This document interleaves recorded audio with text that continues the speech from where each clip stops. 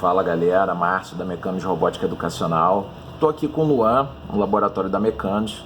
A gente está dando uma olhada aqui para essa placa Hempst, versão 1.4, em uma das nossas impressoras 3D. Luan, o que a gente está fazendo aqui? Então, a gente está fazendo o teste da placa de alimentação dela. Porque se você não alimentar a placa de uma maneira correta, ela não vai funcionar. Não vai passar energia para o Arduino e o Arduino não vai conseguir fazer a comunicação e ocasionalmente botar a impressora para funcionar. Então deixa eu fazer um apanhado aqui para a galera que está acompanhando a gente. Quem não tem experiência, quem ainda é iniciante assim nesse mundo da impressão 3D, às vezes pula algumas etapas no momento de fazer a montagem dessa placa. Vocês não reparem a bagunça, porque na verdade a gente usa essa placa aqui, que é uma Hempst 1.6.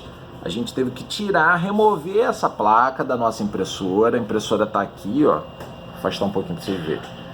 Teve que remover a placa, colocar a Hempst 1.4 para efetuar o teste.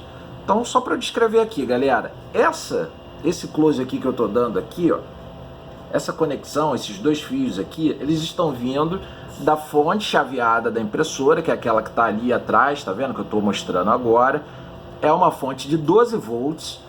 Ela manda 12 volts para cá. Só que aqui vem o primeiro item que a gente tem que ficar bastante atento, né? Que são as conexões da fonte com a placa Hempst.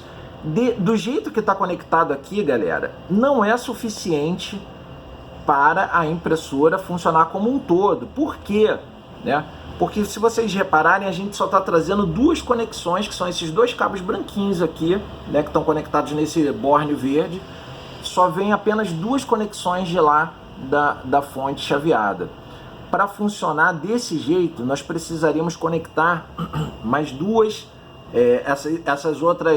esses dois bornes aqui ao lado desses que estão conectados. Vocês podem ver que eles não têm fio nenhum e precisaria existir uma conexão neles também. Somente dessa forma a gente estaria apto a fazer o teste para ver se está funcionando ou não. Então, o que a gente fez aqui no segundo passo? Vocês podem reparar ali, vocês estão vendo que tem um cabinho preto conectado no Arduino Mega que está debaixo dessa Hempst? Esse cabo preto está alimentando separadamente o Arduino Mega com 5 volts. E é por isso, nesta configuração aqui, é por isso que esta placa, nesse momento, está apta a funcionar. Então, o que a gente vai fazer aqui, galera? Vamos fazer um teste, Luan? Vamos.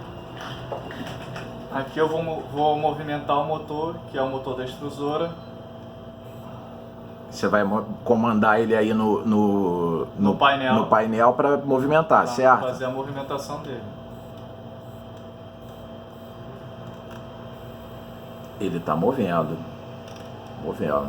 Então vamos lá, galera, vamos voltar aqui para o nosso entendimento aqui. Então a primeira coisa que a gente precisa ver também aqui é o seguinte: reparem que na placa Hempst 1.4 só tem nesse momento um único driver encaixado. É essa placa verde com esse dissipador de calor aqui, debaixo dessa fiarada toda aqui, porque não tinha como a gente fazer diferente num primeiro momento. A gente está tentando solucionar um problema para um cliente. Então a gente correu para filmar, então isso aqui é vida real, né? Então, nesse momento, não adiantaria, por exemplo, testar outros motores, simplesmente porque não tem driver conectado para fazer os outros motores funcionarem, né? O objetivo inicial dessa nossa abordagem era saber se a placa Hempst estava queimada ou não. Não está queimada, ela está funcionando, né? Então, que a gente precisa lembrar, galera, numa situação como essa? Tem uma listinha de itens aqui, né?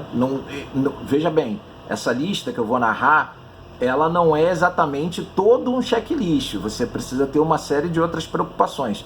Mas assim, se no momento em que você tiver o seu projeto preparado para testar se os motores estão funcionando, se a placa, o shield Hempst está funcionando, se a eletrônica do projeto está funcionando, essas considerações você precisa fazer. Você precisa prestar atenção nas conexões da sua fonte, ou seja, da fonte lá da impressora com a sua placa.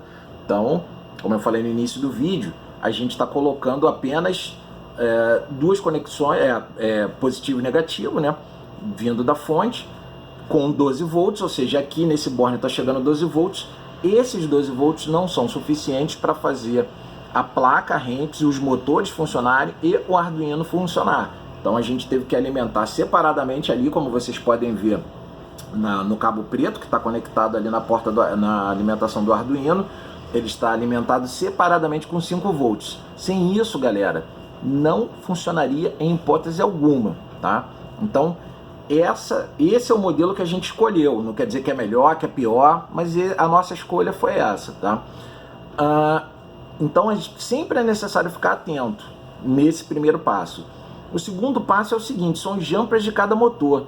Se vocês repararem, vai ser meio difícil de mostrar aqui por causa do tamanho, mas olha, ali onde tem cada barra para encaixar os drivers de cada motor, existe uma série de jumpers, né, Luan? Eles precisam estar plugados para funcionar, não é mesmo? Sim, se não jumpear, o motor não vai girar. Não vai passar energia para o drive e o drive não vai fazer o motor girar. Perfeito.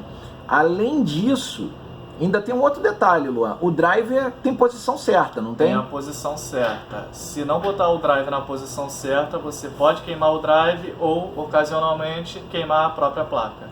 Então, ainda tem que ter atenção porque os drivers possuem posição certa para serem conectados, tá?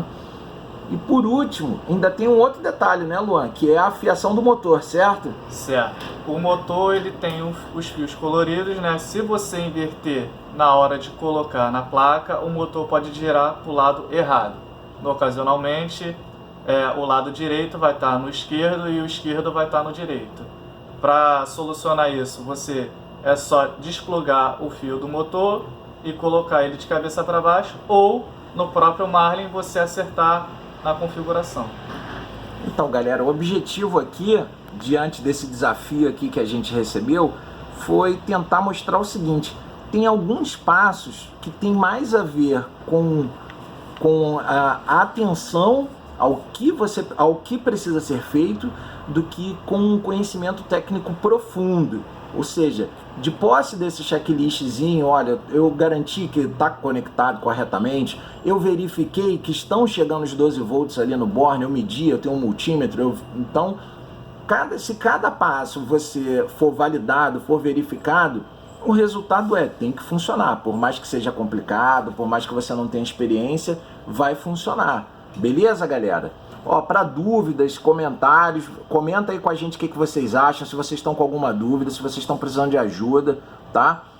Se você chegou até aqui no vídeo, a gente sempre pede para deixar um like, compartilhar se for possível e segue a Mecanos aí nas redes sociais, beleza? Um abraço, galera.